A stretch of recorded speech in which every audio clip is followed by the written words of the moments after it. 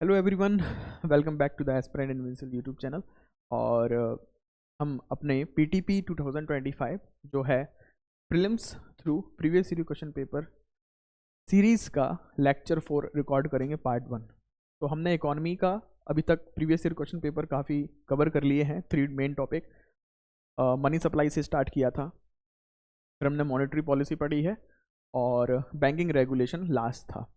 आज banking regulations को आगे बढ़ाते हुए पढ़ाई करेंगे। तो स्टार्ट करते हैं। आने वाले कुछ दिनों में मैं कोशिश करूंगा जल्दी से इकोनॉमिक सर्वे और बजट के ऊपर लेक्चर हम कवर कर लें। सॉरी। तो एक छोटी सी request, please do like, share and subscribe the YouTube channel the aspirant invincible, है ना, to show your support for my effort. अपना सपोर्ट, आपके सपोर्ट की बहुत ज़रूरत है। ये PSIR का टेलीग्राम चैनल है, ये UPSC का कंप्लीट टेलीग्राम चैनल है, जहाँ पे स्टडी मटेरियल आप मुझे डायरेक्ट DM करके मैसेज करके अपने डाउट भी पूछ सकते हो। तो स्टार्ट करते हैं। चैनल को लाइक शेयर करना ना भूलें। तो the topic is banking regulations, और सबसे फर्स्ट क्वेश्चन 2016 का क्वेश्चन हम पढ़ेंगे फॉर बैंकिंग सॉल्यूशन से। तो 2016 में जो क्वेश्चन आया है वो है कोर बैंकिंग सॉल्यूशन से रिलेटेड। तो मोस्ट ऑफ द टॉपिक जो इकोनॉमी के हम देख रहे हैं कि बेसिक फंडामेंटल से आते हैं, साथ ही साथ में आपको न्यूज़पेपर को अच्छे तरीके से कवर करना बहुत ज़्यादा ज़रूरी है। तभी जाके आप इकोनॉमी पे एक अच्छा कमांड बना सकते हो, और इकोनॉमी बहुत ज़्यादा इंपॉर्टेंट है। हर साल 20 क्वेश्चंस हमें देखने को मिलते हैं प्रीलिम्स में, तो हम इसको छोड़ नहीं सकते हैं। तो आपको न्यूज़पेपर की एक ओवरसाइट होनी चाहिए। डेली अगर आप न्यूज़पेपर को देखते हैं आधे घंटे तक, है ना, तो ऐसे नहीं देखना है लिटरली। मेरा मतलब ये है कि आप उसको पढ़ते हो, एक हेडलाइन क्या है हर एक चीज़ में, सेक्टर में, इकोनॉमिक सेक्टर हो, बिजनेस सेक्टर हो, पॉलिटिक्स में क्या चल रहा क्या नहीं चल रहा, इंटरनेशनल रिलेशंस में, तो आपको मैगजीन पढ़ना बहुत आसान रहेगा। इसलिए चलिए, तो first question, the term core banking solution is sometime in seen in news, which of the following statement best describe this term. तो इस टर्म से आप क्या समझते हो या इसका मतलब क्या होता है, वो आपको बताना है। सिंपल। तो पहला जो ऑप्शन है वो कह रहा है it is a network of bank branch which enable customers to operate their account from any branch of the bank on its own network regardless of where they open their account। तो core banking solutions का मतलब क्या होता है, question ने पूछा, और first option हमें बता रहा है कि कोर बैंकिंग सॉल्यूशन का मतलब बैंक ब्रांच के नेटवर्क से है, जहां पर आप जाकर अपने बैंकिंग सर्विसेज को अवेल कर सकते हो। आपको पैसे जमा करने हैं, विड्रॉ करने हैं, ट्रांसफ़र करने हैं, ये सारी की सारी सर्विसेज आप ले सकते हो किसी भी ब्रांच में जाकर, है ना। फॉर एग्जांपल, अगर आपने स्टेट बैंक ऑफ इंडिया में अकाउंट खुलवाया है अपने शहर में, दिल्ली में, मुंबई में, बेंगलोर, कहीं पर भी, अब आप मान लीजिए घूमने के लिए कहीं और जाते हो, तो क्या SBI की किसी और ब्रांच में वो सर्विस आप ले सकते हो कि नहीं ले सकते हो? पैसे जमा करना है, डिपॉजिट करना है, विड्रॉ करना है, तो बिल्कुल ले सकते हो। This is a part of core banking solutions. Next, it is an effort to increase the RBI control over commercial bank with through computerization. ऐसा तो नहीं है। It is a detailed procedure by which a bank with huge non performing asset is taken over by the another bank. तो non performing asset से लेना देना नहीं है कोर बैंकिंग सॉल्यूशंस का। जो सही आंसर है कोर बैंकिंग सॉल्यूशंस का, ओनली वन आंसर है। सिंपल, कोर बैंकिंग सॉल्यूशंस का मतलब क्या है, आप बैंकिंग सर्विसेज किसी भी ब्रांच से ले सकते हो अगर आप उसके कस्टमर हो। तो आप बैंक के कस्टमर होते हो, ना कि एक पर्टिकुलर ब्रांच के। तो कोर बैंकिंग सॉल्यूशंस जो है उसका मतलब क्या है, एक नेटवर्क है बैंक ब्रांचेस का जो अलाउ करता है कस्टमर्स को वेरियस बैंकिंग सर्विसेज और फैसिलिटी को अवेल करना। कोई भी ज़रूरत नहीं है आप जहाँ पर आपने बैंक अकाउंट खुलवाया आप सिर्फ और सिर्फ वहीं जा सकते हो, तो ऐसा ज़रूरी नहीं है। कोर बैंकिंग सॉल्यूशंस का मतलब सिंपल ये है, आप किसी भी बैंक ब्रांच में जाके पैसे डिपॉजिट कर सकते हो, विड्रॉ कर सकते हो। जिस तरीके से ATM, अगर आपके पास में SBI का ATM है तो ऑल ओवर इंडिया SBI की ATM से भी पैसे निकाल सकते हो, किसी और ATM से भी पैसे निकाल सकते हो। सेम आप ब्रांच, तो और अगर आपको ऑफलाइन काम करवाना है ऑफलाइन काम करवाना है तो आपके स्लिप के थ्रू पैसे डिपॉजिट करना है, स्लिप के थ्रू विड्रॉ करना है, चेक लगाना है, तो किसी भी SBI के ब्रांच में जाइए, ऑल ओवर इंडिया आपका काम हो जाएगा। That is a part of core banking solution. समझ में आ गया कोर बैंकिंग सॉल्यूशन का मतलब? चलिए नेक्स्ट क्वेश्चन। तो कोर बैंकिंग सॉल्यूशंस का इम्पोर्टेंस है, उसका मतलब है उसमें कौन कौन सी सर्विसेज हम अवेल कर सकते हैं। तो याद रखना है, इंटरनेट बैंकिंग आप कहीं से भी करा सकते हो अपनी बैंक ब्रांचेस से, मोबाइल बैंकिंग, ATM यूज़ करना, POS यूज़ करना, कियोस्क सिस्टम, फंड ट्रांसफ़र कर सकते हो बाय NEFT, RTGS एक्सेट्रा। तो कोर बैंकिंग सॉल्यूशन का मतलब ये है एक सॉफ्टवेयर सिस्टम है बैंक का जो कंडक्ट मैनेज करेगा प्राइमरी ऑपरेशन को। अब बेनिफिट क्या है कोर बैंकिंग सॉल्यूशन से? बेनिफिट क्या होगा? रियल टाइम प्रोसेसिंग, है ना, आपको कहीं दौड़ भाग करने की ज़रूरत नहीं है, जहाँ पर हो वहीं से आप नज़दीकी आपके नियरेस्ट ब्रांच में जाइए, सेम बैंक ब्रांच होनी, सेम बैंक होना चाहिए, ब्रांच कोई भी हो सकती है, तो स्टेट बैंक ऑफ इंडिया की ही ब्रांच होनी चाहिए, बस इतना याद रखना है। फ्लेक्सिबल बैंकिंग हो सकती है, मतलब आज आपने दिल्ली में काम कराया, कल आप मुंबई में काम करा रहे हो, फ्लेक्सिबल है। कॉस्ट इफ़िशियंसी है, कॉस्ट इफ़िशियंसी की मतलब है आपको कहीं दौड़ भाग करने की ज़रूरत नहीं है, जहाँ पर हो अपने नज़दीकी ब्रांच में जाके काम करा लें। Improved customer service and risk management आसानी से हो सके, सिंपल। नेक्स्ट 2016 में एक और क्वेश्चन है इकोनॉमी से, the establishment of payment bank. Payment bank very very important topic रहा है रिसेंटली, और इसलिए न्यूज़पेपर से डायरेक्ट क्वेश्चन उठाती है UPSC, specially in economics is allowed in the Indian to promote the financial. Select the correct answer. तो payment bank का मतलब जो है उसका फाइनेंशियल इंक्लूजन को बढ़ाने के लिए क्या है, इसका मतलब क्या है? पहली चीज, establishment of payment bank is being allowed in India to promote financial. किस किस को अलाउ है और क्या कर सकता है क्या नहीं कर सकता पेमेंट बैंक के रिगार्डिंग, ये क्वेश्चन हमसे पूछा गया है। तो आप जब भी न्यूज़पेपर पढ़ें तो अपना दिमाग ओपन रखें। अगर प्रीवियस ईयर क्वेश्चन पेपर आप नहीं पढ़ते हो तो ना करंट अफेयर अप्लाई कर पाओगे, ना स्टैटिक पोर्शन अप्लाई कर पाओगे, क्योंकि आपको प्रीवियस ईयर क्वेश्चन फिल्टर देता है UPSC माइंडसेट को समझने का। आप न्यूज़पेपर पढ़ रहे हो, जैसे इकोनॉमिक सर्वे अभी चल रहा है, इकोनॉमिक बजट भी चल रहा, बहुत सारी चीज़ें चल रही। अगर आप SSC के लिए तैयारी करोगे तो कुछ और आएगा सेम बजट से, सेम इकोनॉमिक सर्वे से। अगर आप MPPSC की तैयारी कर रहे हो तो कुछ और आएगा, कुछ और इंपॉर्टेंट है आपके लिए। और अगर आप UPSC की तैयारी करते हो तो same economic budget, economic survey से आपको कुछ और ही रिलेवेंट डाटा लेना पड़ेगा, फिल्टर आउट करना पड़ेगा अपनी एग्जामिनेशन के लिए। चलिए पेमेंट बैंक के रिगार्डिंग क्या चीज़ सही है? पहला, mobile telephone companies and super market chain are that are owned controlled by resident are eligible to promoters of the payment bank. Payment bank के प्रोमोटर्स हो सकते हैं जो रेसिडेंट हैं, कम से कम रेसिडेंट तो होना ही चाहिए, owned and controlled. Payment bank can issue both credit card and debit card. तो भाई क्रेडिट कार्ड इशू करना पेमेंट बैंक के हाथ में नहीं है। Payment bank they are not the actual bank, they have license but they are not the actual following the complete structure of banking structure.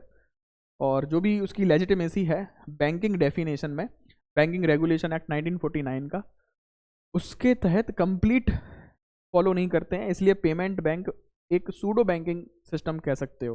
Payment bank can not undertake lending activity, वो उधार नहीं दे सकते। तो इसमें से कौन सा सही है कौन सा नहीं है? पहला पॉइंट सही है कि जो मोबाइल टेलीफोन कंपनीज हैं, for example Airtel payment bank आपने सुना होगा, सुपर मार्केट चेन है, जो इंडिया में रेसिडेंट है वो उनको कंट्रोल भी कर सकते, ओन भी कर सकते हैं, पहली चीज, वो प्रोमोटर बन सकते। दूसरी चीज़ है payment bank can issue both credit card debit card. तो डेबिट कार्ड तो इशू कर सकते, ATM आ सकता है, क्रेडिट कार्ड नहीं दे सकते। क्रेडिट कार्ड इशू करना एक कंप्लीटली एक हायर लेवल रिस्क में इन्वॉल्व करेगा कस्टमर को, साथ साथ जो बैंकिंग सिस्टम है उसको भी। तो RBI को और ज़्यादा कॉम्प्लेक्स रेगुलेशंस करना पड़ेगा, इसलिए क्रेडिट कार्ड नहीं है अभी। Payment bank can not undertake lending activities. हाँ, तो पेमेंट बैंक जो है लैंडिंग एक्टिविटीज़ में नहीं जा सकते, लोन नहीं दे सकते हो technically.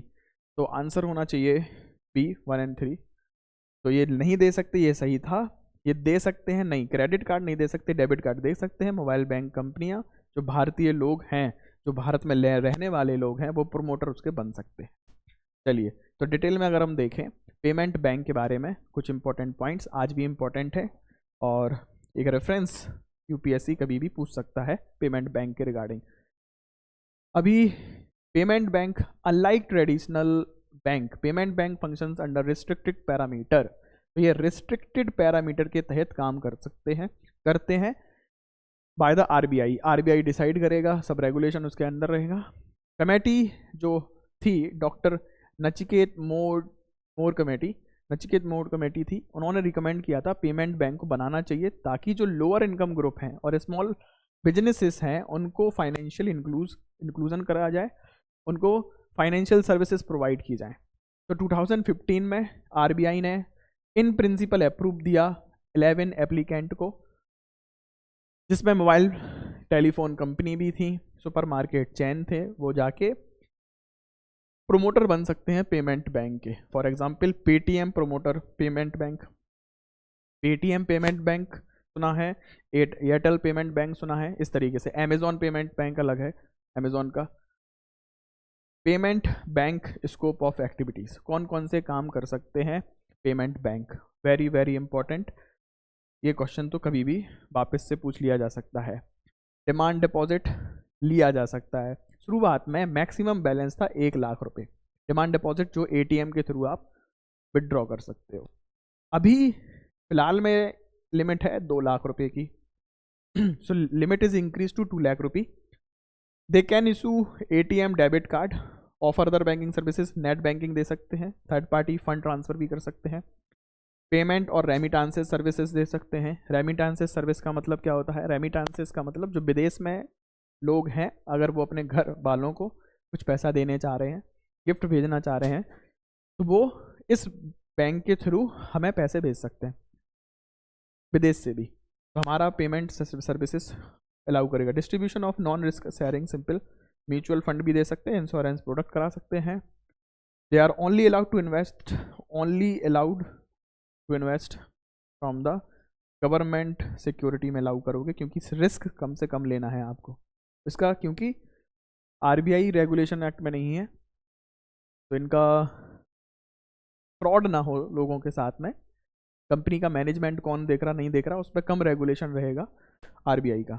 They can not issue credit card, they are not allowed to give loan, ये लोन नहीं दे सकते हैं। They can not accept NRI deposits, important है, एनआरआई डिपॉजिट नहीं कर सकते, नॉन रेसिडेंट डिपॉजिट नहीं कर सकते, डिपॉजिट नहीं कर सकते, समझ में आ गया?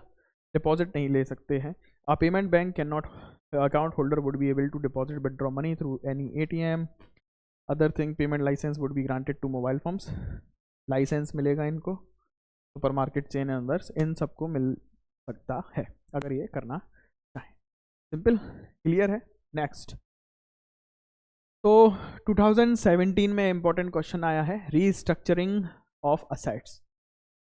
ये न्यूज़ में हमेशा रहता है, ठीक है, ये इंपॉर्टेंट है, previous year question paper. So which of the following statement best describe the term scheme for sustainable structuring of stress asset, S4A?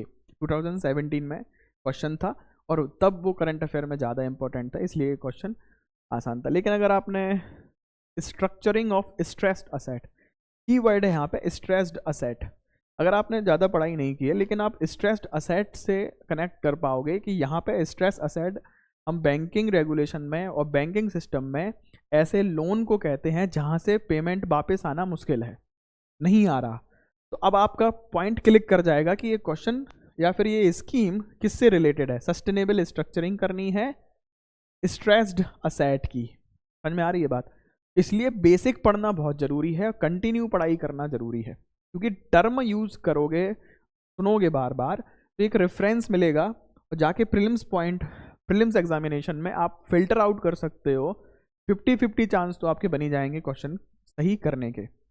Stress asset हम लोन्स को कहते हैं जिस लोन्स पर बैंक को फ़ायदा नहीं हो रहा, पैसे नहीं वापस मिल रहे, कर्जदार पैसे चुका नहीं रहे, उनको स्ट्रेस असेट बोलते हैं। सिंपल। अब इससे देखना, it is a procedure for considering ecological cost of development scheme formulated by government. नहीं, इकोलॉजिकल कॉस्ट ऑफ डेवलपमेंट ये तो एनवायरनमेंट का क्वेश्चन हो गया, और यहाँ पर इस स्कीम फॉर सस्टेनेबल वर्ड से कंफ्यूज करने के लिए यूपीएससी ने कंफ्यूज करने के लिए बच्चों को ये वाला वर्ड यहाँ से इकोलॉजिकल कॉस्ट के लिए डाला। ये तो बिल्कुल भी नहीं है। स्ट्रेस्ड असेट्स का मतलब बैंकिंग रेगुलेशन से है, आपको ये चीज़ याद रखनी है। Scheme RBI reworking financial structure of big corporate entities facing genuine difficulty, तो ये रेफरेंस हमारा मिल रहा है, ये हो सकता है। It is a disinvestment plan for government regarding central public sector undertaking, नहीं, ये डिसइन्वेस्टमेंट प्लान तो बिल्कुल भी नहीं है। Then it is a important provision in the insolvency bankruptcy code. Insolvency bankruptcy code क्या है? अब इंसॉल्वेंसी बैंक्रप्सी, इन दो जो वर्ड है ना, इन दो वर्ड का मतलब क्या है? इंसॉल्वेंसी और बैंक्रप्सी दोनों में आपको बता दे रहा। इंसॉल्वेंसी का मतलब होता है दिवालिया होना, ठीक है, और बैंक्रप्सी जब आप लीगली दिवालिया घोषित हो जाते हो जब, तो आपको बैंक्रप्ट बोलते हैं। तो इंसॉल्वेंट समझ में आ गया कि मेरे पास पैसे ही नहीं है, अब मैं क्या करूं, खाने के लिए पैसे नहीं है, पैसे कहाँ से चुका दूं, इंसॉल्वेंट हो गए। बैंक्रप्ट यानी आप लीगली डिक्लेयर कर दिए जाते हो कि अब आपके पास में पैसे नहीं है, भिखारी भुखमंगा है, इससे पैसे मत मांगो, लेकिन इसको नज़र रखो इसके ऊपर और इसकी संपत्ति को जब्त कर लिया जाए, ठीक है। तो आपने सुना होगा बहुत सारे क्या बोलते उसको, बेच दिया जाता है गवर्नमेंट, जैसे विजय माल्या की संपत्ति को, प्रॉपर्टी को गवर्नमेंट ने कब्जे में लेकर उसको बेच दिया पैसे रिकवर करने के लिए। तो वहाँ पे आईबीसी जो 2018 का है कोड, वो यही है, इंसॉल्वेंसी बैंक्रप्सी कोड। तो अगर आपने पढ़ाई की है तो आसानी से आंसर मिल जाएगा, अगर पढ़ाई नहीं की है तो फिर मुश्किल ही मुश्किल है। लेकिन प्रीवियस ईयर क्वेश्चन पेपर अगर हमने पढ़ लिया तो किस तरीके से हम आंसर पे पहुंच सकते हैं, नियर पहुंच सकते हैं 50-50%।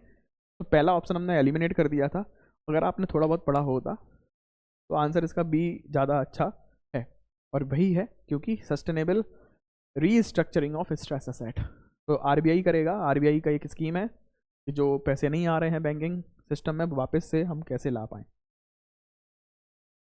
तो एस फॉर ए 2016 में आरबीआई ने लॉन्च किया था determination of sustainable debt, level of state borrower, bifurcation upside the lenders. और एनपीए जो है, नॉन परफॉर्मिंग असेट्स जो है, बहुत ज़्यादा न्यूज़ में रहते ही हैं, इसलिए जो एनपीए क्राइसिस थी 2017 में बहुत ज़्यादा न्यूज़ में कवर हुई थी। तो न्यूज़पेपर पढ़ना बहुत ज़्यादा इंपॉर्टेंट है, न्यूज़ को कवर करना, करंट अफेयर को कवर करना बहुत इंपॉर्टेंट।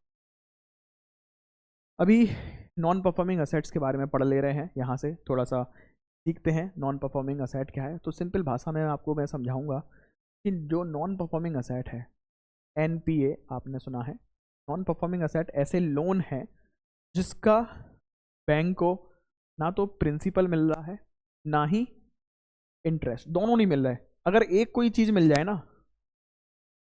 प्रिंसिपल मिल गया, प्रिंसिपल अमाउंट नहीं मिल रहा, प्रिंसिपल मतलब होता है मैंने 10,000 का लोन लिया था, प्रिंसिपल है 10,000, अब उस पर ब्याज लगने वाला है 10% का, तो ब्याज हो गया उसका 10%, तो अब मुझे ब्याज तो देना ही पड़ेगा, 1,000 रुपये उसका ब्याज देना है। अब दोनों नहीं मिल रहे बैंक को लगातार 90 डेज, तो उसको अब हम एनपीए बोलेंगे। लेकिन एनपीए के पहले उस अकाउंट को अलग कैटेगराइजेशन में किया जा सकता है। सबसे पहले होता है स्पेशल मेंशन अकाउंट। तो 90 दिन के पहले भी तो दिन होते हैं, पहले दिन 1 महीने में, 2 महीने में, 3 महीने में, 3 महीने के बाद होगा स्पेशल मेंशन, सॉरी एनपीए। 3 महीने के पहले की प्रोसेस क्या है पहले वो जानो। तो स्पेशल मेंशन अकाउंट एक कैटेगरी है जहाँ पर कुछ ऐसे अकाउंट हैं, लोन अकाउंट हैं, जहाँ पर लगातार 30 दिन या 30 दिन से ज़्यादा, 30 दिन या 30 दिन से ज़्यादा जब बैंक को उसका इंटरेस्ट ना मिले ना ही प्रिंसिपल मिले, तो जितना उसको जो ईएमआई थी, किस्त थी, लोन की किस्त थी, ना तो लोन की किस्त मिला ना ही इंटरेस्ट पेमेंट हुआ, तो इसको बोलेंगे special mention account zero level, SMA 0। ये दिख रहा है आपको। अभी 30 दिन तक ये चल गया, अब 30 दिन से ज़्यादा हो जाए और 60 दिन तक ये अमाउंट ना मिले बैंक को, तो वो स्पेशल मेंशन अकाउंट 1 कैटेगरी में आ जाएगा। 30 दिन तक ना मिले तो स्पेशल मेंशन अकाउंट 0, 30 दिन से ज़्यादा हो गए, 60 दिन से कम है, स्पेशल मेंशन अकाउंट 1, 60 दिन से ज़्यादा, 90 दिन से कम, स्पेशल मेंशन अकाउंट 2। ठीक है, अब 90 दिन से ज़्यादा हो जाएगा तो फिर हम नॉन परफॉर्मिंग असेट उसको बोलने लगेंगे। और एनपीए में भी अलग तरीके से कैटेगराइजेशन है, 3 टाइप्स के एनपीए हो सकते हैं। पहला हो सकता है सब स्टैंडर्ड, दूसरा होता है डाउटफुल, तीसरा होता है लॉस्ट असेट और लॉस असेट। अभी सब स्टैंडर्ड असेट मतलब पहला तो स्पेशल मेंशन अकाउंट, धीरे धीरे धीरे लोन नहीं मिला, 90 दिन हो गए, अब एनपीए बन गया। वो एनपीए का भी फर्स्ट लेवल है सब स्टैंडर्ड अकाउंट। और असेट जो less than equal to 12 month, मतलब 90 डेज से 12 मंथ तक है, एक साल तक जिसका नहीं मिल रहा, अब 12 मंथ में स्टैंडर्ड सब स्टैंडर्ड असेट हो गया। अब एक साल से ज़्यादा हो गया, 12 महीने से ज़्यादा हो गया, जहाँ पे ना तो किस्त आ रही है ना तो ब्याज आ रहा बैंक के पास में, उसे बोलेंगे डाउटफुल असेट। सिंपल है। लास्ट में आएगा लॉस असेट, लगातार 1 2 3 साल 4 साल जितना भी साल हो गया और बड़ा अमाउंट है, और आरबीआई ने डेफिनेशन दी है कि बैंक को कोई उम्मीद नहीं है कि कोई पैसे आ भी सकते हैं। अगर 5 साल 6 साल से ज़्यादा हो गया, 10 साल भी हो सकते हैं, लोन के पेमेंट आ ही नहीं रहा, ना इंटरेस्ट आ रहा, ना ईएमआई आ रहा, ना किस्त आ रहा, ना कुछ आ रहा, उसे बोलेंगे लॉस असेट। सिंपल है, ये डेफिनेशन हो गया। It is mandatory before a loan account into NPA, हम किसी भी लोन को एनपीए बनाएं उससे पहले ज़रूरी है हम उसको स्पेशल मेंशन अकाउंट ज़रूर कैटेगराइज करें एज गिवन बिलो। तो हमने समझ में आ गया, सबसे पहले कोई भी अकाउंट है, अगर आपने लोन लिया 1 महीने तक लोन के पैसे नहीं चुकाओगे, मतलब जब से किस्त है, ईएमआई है, ईएमआई आपने नहीं दी तो स्पेशल मेंशन अकाउंट हो जाएगा।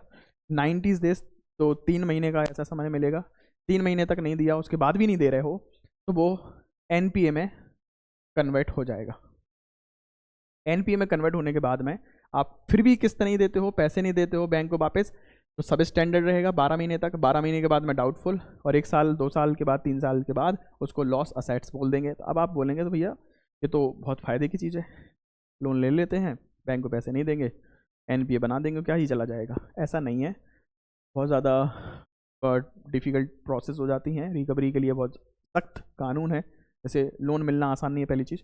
दूसरी चीज़ फिर इंसॉल्वेंसी बैंक्रप्सी कोड है ना, आपने कुछ ना कुछ कोलेट्रल लगाया होगा, कुछ ना कुछ आपकी क्रेडिट वैल्यू होगी, और दोबारा ज़िंदगी में आपको लोन ना मिल पाए, बैंक पूरी कोशिश करता है। तो लोन खाना और मतलब पैसे ना देना एक बुरी बात है, और इसके लिए पनिशमेंट भी है, फाइन भी है अच्छा खासा, दोनों क्वांटिटेटिव और क्वालिटेटिव दोनों। सिंपल है। नेक्स्ट 2017 में एक और क्वेश्चन आया है स्मॉल फाइनेंशियल बैंक से।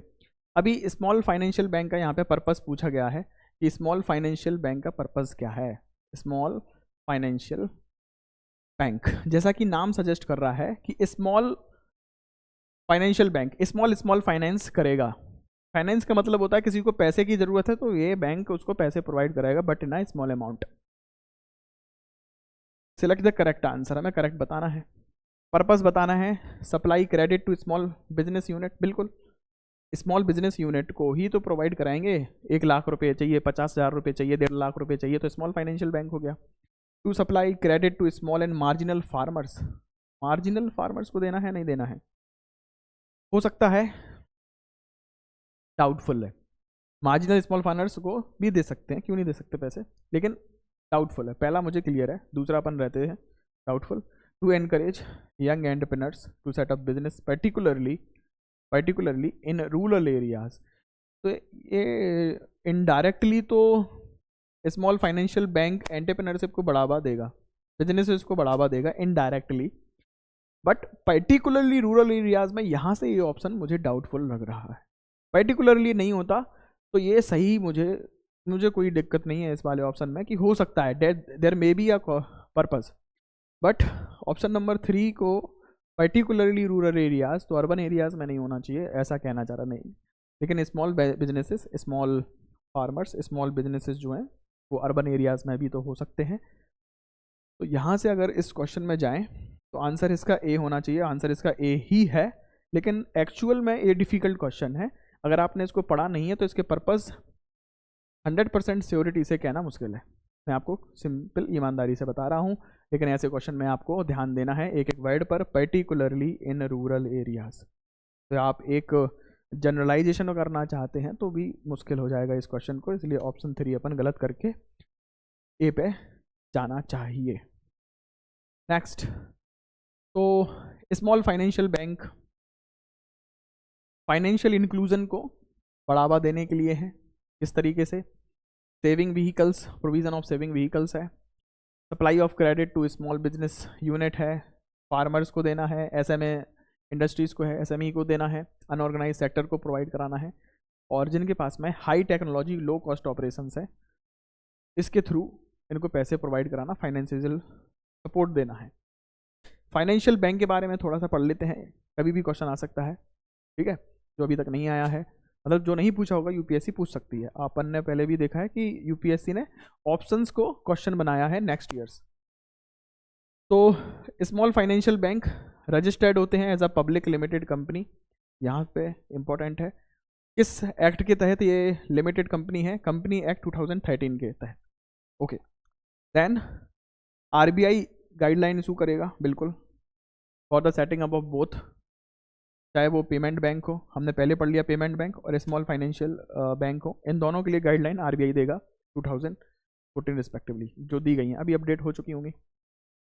Small financial bank primarily undertake basic banking activity of acceptance of deposit, deposit लेंगे स्मॉल फाइनेंशियल बैंक, चाहे वो डिमांड डिपॉजिट हो, टाइम डिपॉजिट हो, मतलब एफडी बना सकते हो और एटीएम कार्ड भी ले सकते हो यहाँ से, ये लैंडिंग भी करा सकते हैं, लोन देंगे आपको to unserved unreserved section in the including small business unit, small marginal farmers, micro and small industries sector, but without any restrictions in area of operation. Area of operation में restrictions नहीं है, मतलब ज़रूरी नहीं है rural में जाके ही रहोगे, अर्बन में नहीं आ सकते, ऐसा नहीं है, unlike the regional rural bank और लोकल एरिया बैंक। यहाँ पे इंपॉर्टेंट पॉइंट है, एक क्वेश्चन से 5-6 क्वेश्चन कैसे आप सही कर सकते हो, क्यों अच्छे से पढ़ना है ना, वो कहते हैं ना शार्प आई होनी चाहिए आपके, अटेंटिव होके पढ़ना।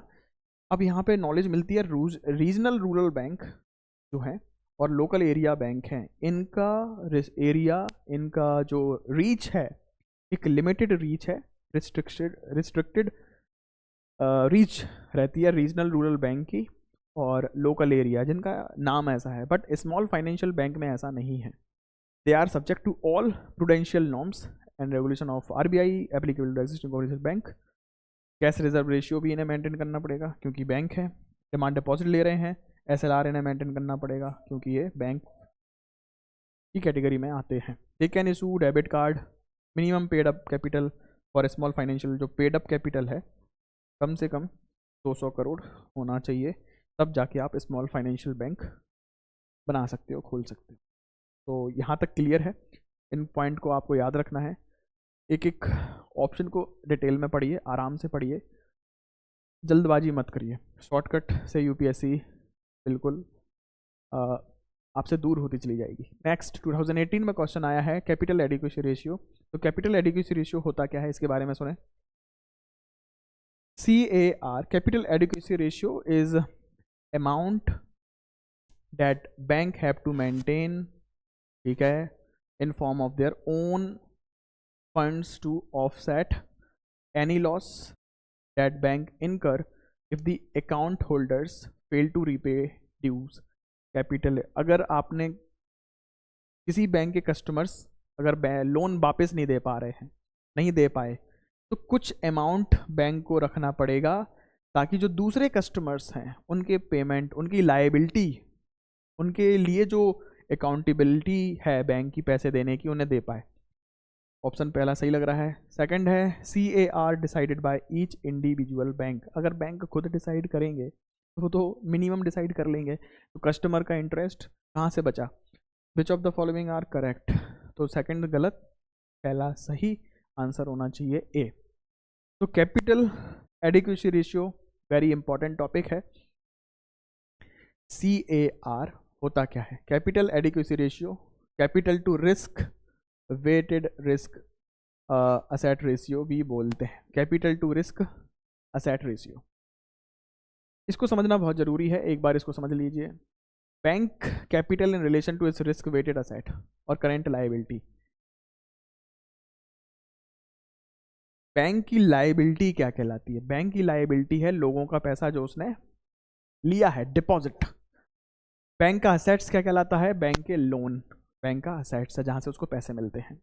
तो एक फिक्स्ड रेशियो जो बैंक ने लोन दे के रखा है, साथ ही साथ में जो डिपॉजिट है लोगों का, उसका एक फिक्स्ड पोर्शन अपने पास में बैंक को इमरजेंसी पर्पस के लिए रखना ही पड़ेगा। जैसे अगर मान लीजिए बैंक ने 500 रुपये का लोन दे रखा है फॉर एग्जाम्पल, जस्ट एग्जाम्पल के लिए समझिए कि उसको डिपॉजिट मिले थे 1000 रुपये, उसने लोन दे दिया 500 रुपये का। तो इस फिक्स्ड, दोनों का एक फिक्स्ड रेशियो बैंक को अपने पास रखना पड़ेगा ताकि वो इमरजेंसी सिचुएशन में कोई भी लॉस होता है तो वो दे सके। Bank capital by its risk weighted asset, ठीक है। तो उसको जो रिस्क वेटेड असेट्स है, मतलब ऐसा लोन है जहाँ पे टेंशन है, अपन ने पढ़ा था स्ट्रेस असेट पढ़े थे, वही चीज़ है। RBI sets norms for bank to maintain CAR 2023 में RBI set that all the schedule commercial bank are required to maintain CAR of 9%, while the Indian public sector bank required to maintain a CAR of 12%। Public sector bank जो सरकारी bank हैं वो ज़्यादा CAR maintain करते हैं क्योंकि government की accountability है। सरकारी बैंक हैं, पब्लिक सेक्टर बैंक हैं, बट जो शेड्यूल कमर्शियल बैंक हैं वहाँ पे 9% उन्हें कम से कम मेंटेन करना ही पड़ेगा। तो capital to risk asset ratio आपको समझ में आ गया होगा। सिंपल है। ये कैसे मिलता है? It is the amount of money that a bank has in its reserve to cover any loss.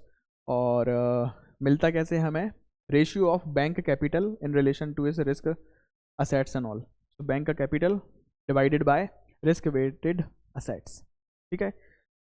Basic concept है मैक्रो इकोनॉमिक्स में, और यहाँ पर इंपॉर्टेंट है बेजल नॉर्म्स। बेजल नॉर्म्स क्या है? बेजल नॉर्म्स इंटरनेशनल लेवल पर फाइनेंशियल और इकोनॉमिक स्ट्रक्चर को स्टेबल बनाने के लिए, स्ट्रॉन्ग बनाने के लिए दुनिया भर के सेंट्रल बैंक ने कुछ एग्रीमेंट साइन किया है, उसको बेजल नॉर्म्स बोलते हैं। बेजल नॉर्म्स में एक इम्पॉर्टेंट फीचर है capital adequacy ratio, capital adequacy ratio, capital CAR। इसलिए इंडिया भी फॉलो करता है, सभी लोग फॉलो करते हैं, ग्लोबली इंपॉर्टेंट बैंक। सिंपल है। Capital to risk asset ratio का मतलब क्या था, समझ में आ गया?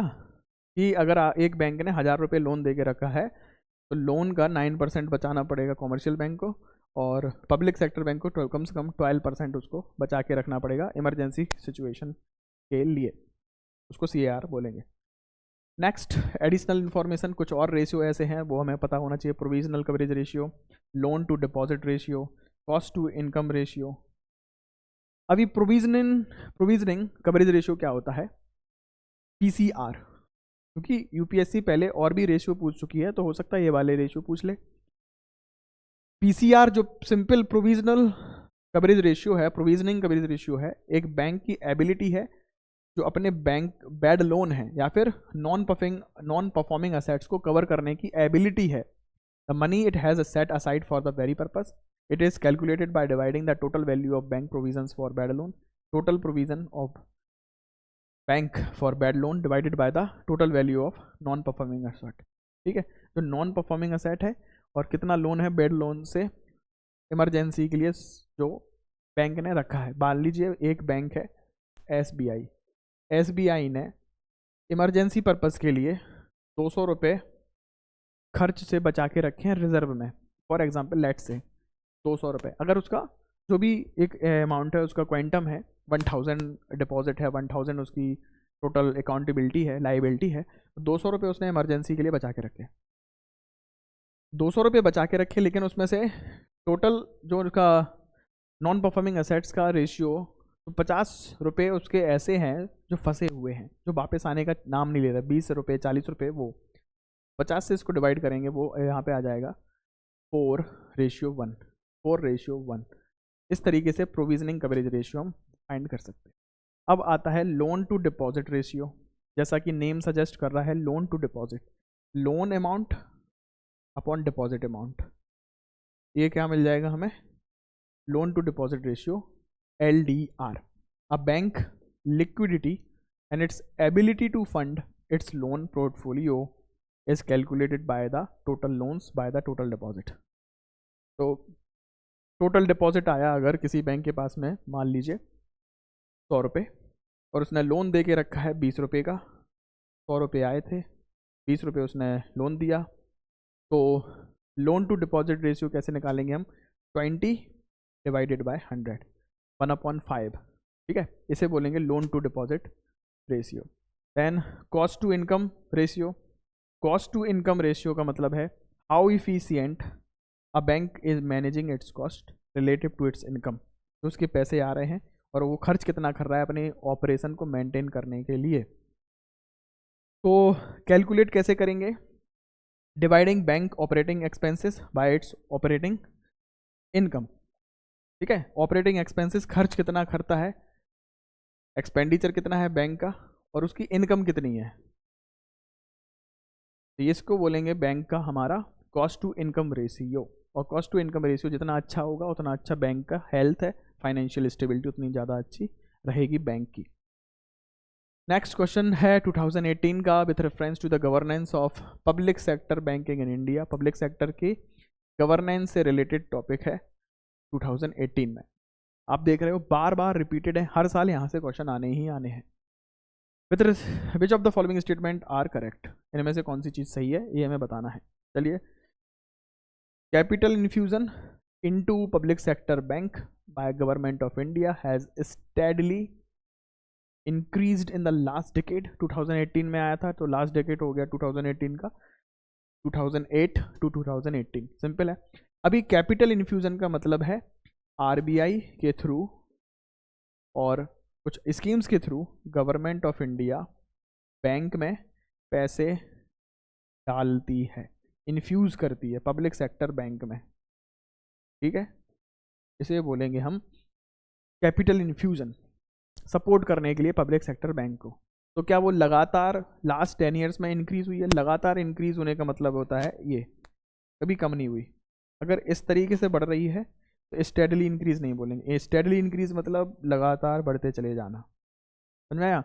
सेकंड है to put the public sector bank in order the merger of associate bank with the parent State Bank of India has been affected. तो पब्लिक सेक्टर बैंक को ऑर्डर में करने के लिए ही ऐसा हुआ है, तो ऐसा तो सही है सेकंड ऑप्शन, बट पहला ऑप्शन गलत इसलिए है कि लास्ट 10 ईयर्स में स्टेडली इंक्रीज नहीं हुआ था, इंक्रीज हुआ है इस तरीके से, कभी कम इंक्रीज हुआ फिर ज़्यादा इंक्रीज हुआ फिर कम इंक्रीज हुआ, इस तरीके से। तो आंसर इसका है two only B. Previous question paper का बार बार मैं एक ही चीज़ रिपीट कर रहा हूँ कि हमारा पर्पस क्या है PYQ सॉल्व करने का, कि क्या क्वेश्चन पूछे जाते हैं। अभी economic survey, economic budget government ने रिलीज़ किया है, तो वहाँ से हमें डाटा देखना है कौन सी चीज़ लगातार बढ़ी है, कौन सी चीज़ कम हुई है, इस तरीके से स्टैट्स देखना जरूरी है। तो यहाँ पे देखा है कि not steadily increase in the last decade, इसलिए गलत हो गया।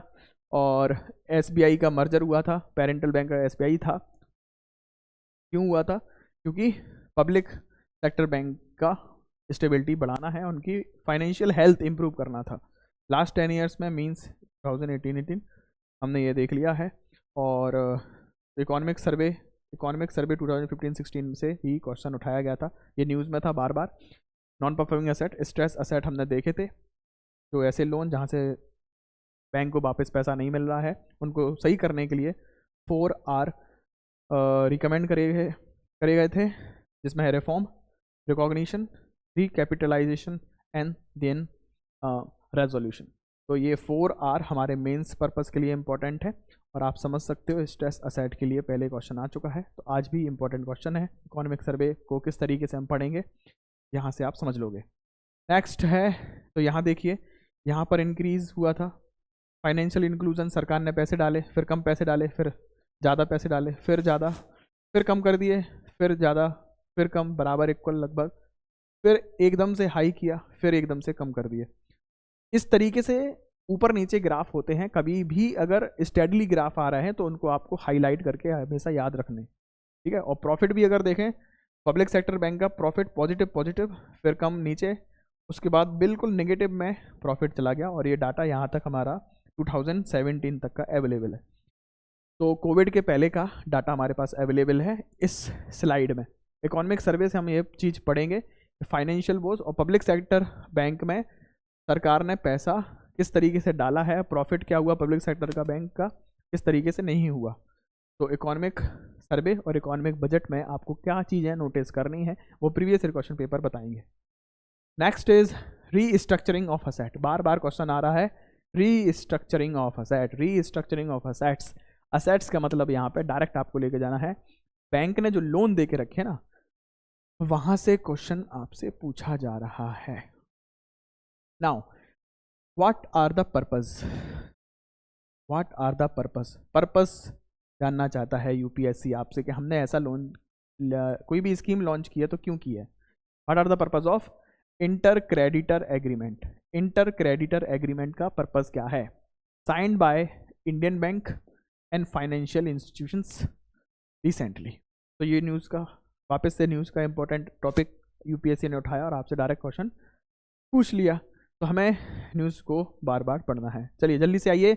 इंटर क्रेडिटर एग्रीमेंट, इंटर कहाँ यूज होता है? तो अगर आपकी वोकैब बहुत अच्छी स्ट्रॉन्ग है, आप कॉम्प्रहेंसिव पावर बहुत अच्छी है, इंग्लिश बहुत अच्छी है, तो आप कम से कम उस वर्ड से आंसर और वर्ड का मतलब क्या है वो समझ लोगे, क्वेश्चन का मतलब समझ लोगे बहुत अच्छे से। इंटर यानी दो लोगों के बीच में, दो चीज़ों के बीच में होता है इंटर। क्रेडिटर, क्रेडिटर कौन होते हैं? जो पैसे दे रहे हैं, क्रेडिट कर रहे हैं जो लोगों को। तो इंटर क्रेडिटर एग्रीमेंट हुआ है जिन्होंने पैसे दिए हैं, तो दो लोग, दो से ज़्यादा लोग ऐसे हैं जिन्होंने पैसे दिए थे किसी को, उनके बीच का एग्रीमेंट है, शायद ऐसी बात हो रही होगी। चलिए, to lessen the government of India's perennial burden of fiscal deficit, current account deficit. यार अगर government fiscal deficit, current account deficit के लिए एग्रीमेंट होता तो इंटर क्रेडिटर एग्रीमेंट क्यों होता? पब्लिक मतलब सरकारी काम है, ऐसा शायद नहीं होना चाहिए था कि प्राइवेट उसमें इन्वॉल्वमेंट बहुत कम चांस है।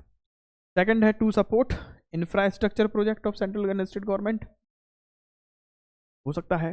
To act independent regulator in case of application of loan for 50 crore और मोर,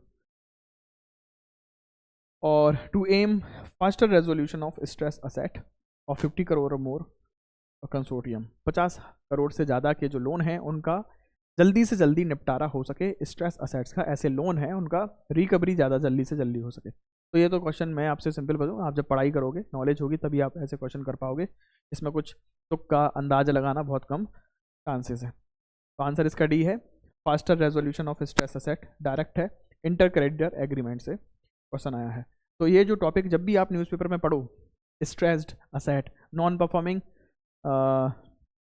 असेट्स, लोन, रिकवरी, रीस्ट्रक्चरिंग, आपको ध्यान से अलर्ट हो जाना है, आपके माइंड को बार बार उसको पढ़ना है, हाईलाइट करना है। तो इंटर क्रेडिटर एग्रीमेंट जो है ICA, वो एक एग्रीमेंट है बैंक के बीच में होता है, और ऐसे क्रेडिटर जिसने लोन दिया है बोरोवर को, जिसका ज़्यादा परसेंटेज शेयर रहता है, वो इसका लीड बैंक कहलाता है।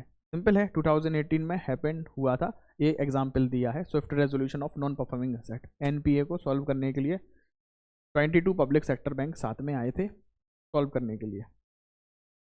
और यहाँ पर है द लीड लैंडर, मतलब जिसने सबसे ज़्यादा हाईएस्ट एक्सपोजर है, हाईएस्ट सबसे ज़्यादा पैसे जिसने दिए थे, वो लीड लैंडर कहलाता है। उसको लीड करेगा डिसीजन को, the decision making will way of approval of majority landers, जो डिसाइड करेंगे जिस तरीके से सॉल्व करना है। मतलब अगर सेटलमेंट भी करना है तो कितने अमाउंट पे सेटलमेंट करेंगे, कौन डिसाइड करेगा? मेजॉरिटी लोग वोट करके डिसाइड कर लेंगे। सिंपल है, कम से कम 50 करोड़ का ही लोन होना चाहिए, कम से कम 50 करोड़ का लोन हो, 50 करोड़ से ज़्यादा हो तभी ये फैसिलिटी अवेल कर सकते हो। कौन सी facility? ICA, inter creditor agreement की। सिंपल, अमाउंट याद रखना है, 50 करोड़ से ज़्यादा होना चाहिए, मिनिमम अमाउंट 50 करोड़ है। तो नेक्स्ट क्वेश्चन इज 2019 में क्वेश्चन जो पूछा है बैंकिंग बोर्ड ब्यूरो, ये भी थोड़ा सा करंट अफेयर ओरिएंटेड और न्यूज़ में क्वेश्चन रहा है। The chairman of banking sector bank, public sector bank, sorry, chairman of public sector bank is selected by, are selected by, कौन सिलेक्ट करेगा ये पूछा था। ये फैक्चुअल क्वेश्चन था, अगर आपने पढ़ा होगा तभी बता पाओगे। बैंक बोर्ड ब्यूरो इसका आंसर है। रिजर्व बैंक ऑफ इंडिया नहीं करेगा कभी भी। पब्लिक सेक्टर बैंक का चेयरमैन इसलिए नहीं करेगा क्योंकि एक अथॉरिटी जो आरबीआई का काम है रेगुलेट करना, ठीक है, पब्लिक वॉच डॉग है बैंकिंग रेगुलेशन सिस्टम का। तो बैंकिंग रेगुलेशन सिस्टम का जब वॉच डॉग है वो पार्टिसिपेट कर सकते हैं, गाइडलाइन बना सकते हैं, लेकिन डायरेक्टली सिलेक्ट करेंगे चेयरमैन को तो एक डबल कोइंसिडेंस हो जाएगा वहाँ पे, अब जो कहते हैं ना कन्फ्लिक्ट ऑफ इंटरेस्ट हो सकता है वहाँ पे। फिर यूनियन फाइनेंस मिनिस्टर तो गवर्नमेंट इसमें क्यों इन्वॉल्वमेंट करेगी डायरेक्टली, ये भी इनडायरेक्ट पार्टिसिपेट करेंगे, इनडायरेक्ट पार्टिसिपेट करेंगे। मैनेजमेंट ऑफ कंसर्न बैंक ये पार्टिसिपेट कर सकते हैं और ये पार्ट भी करेंगे, लेकिन ट्रांसपेरेंसी के लिए गवर्नमेंट ने एक ब्यूरो बनाया है, बैंक बोर्ड ब्यूरो, एक एजेंसी बनाई है जिसका नेम अभी दूसरा हो गया। तो पढ़ते हैं इसके बारे में। BBB bank board bureau selection के लिए रिकमेंड करती है, रिकमेंड के लिए सिलेक्शन रिकमेंड करती है, डायरेक्ट सिलेक्शन नहीं करती है। पब्लिक सेक्टर बैंक और फाइनेंशियल इंस्टीट्यूशंस के जो चेयरमैन रहेंगे उनके लिए। मिशन इंद्रधनुष गवर्नमेंट ने लॉन्च किया था, उसमें ये इम्प्रूवमेंट थे, रिफॉर्म थे 2015 में। एक ब्यूरो बनाई जाए बैंक बोर्ड ब्यूरो, वो सब कुछ देखेगा, मतलब कोई एक सिंगल इंडिविजुअल डिसीजन नहीं ले सकता है कि किसी भी पब्लिक सेक्टर बैंक को लीड कौन करेगा, चेयरमैन कौन बनेगा। तो एक ब्यूरो बनाया गया है, एक कलेक्टिव डिसीजन होना चाहिए मिशन इंद्रधनुष के तहत। सिंपल है, एलिमिनेशन तो छोड़ दो। इंपॉर्टेंट बात ये है गवर्नमेंट ने रिसेंटली इसका एक नया नाम रखा है जिसका नाम है FSIB, FSIB financial services institutions bureau. 2022 में इसका नाम चेंज हो गया है, तो आपको कंफ्यूज नहीं होना है और बहुत ज़्यादा ज़रूरी है कि आप इसको नोटिस करें और याद रखें। इससे रिलेटेड जो भी आपको न्यूज़ में टॉपिक मिलता है आप उसको अच्छे से पढ़ें। आई होप चीज़ें यहाँ तक समझ में आई हों और प्रीवियस ईयर क्वेश्चन पेपर्स की सीरीज़ जो है इकोनॉमी की आपको इम्पोर्टेंट लग रही हो तो ज़रूर से लाइक शेयर सब्सक्राइब करें, अपने दोस्तों के साथ शेयर करें इस चीज़ को। टेलीग्राम चैनल ज़रूर से ज्वाइन करें, ये PSIR ऑप्शनल के लिए है और ये complete UPSC dedicated Telegram channel है। आपको स्टडी मटेरियल और कई सारी चीज़ें कंटेंट यहाँ पे आपको मिल जाएंगी। और आपके पास अगर कोई सजेशन है मेरे लिए तो आप ज़रूर से कमेंट करके मुझे बताएं और डायरेक्ट मैसेज भी यहाँ पे कर सकते हो टेलीग्राम चैनल पे। Thank you so much, love you all, take care, bye bye.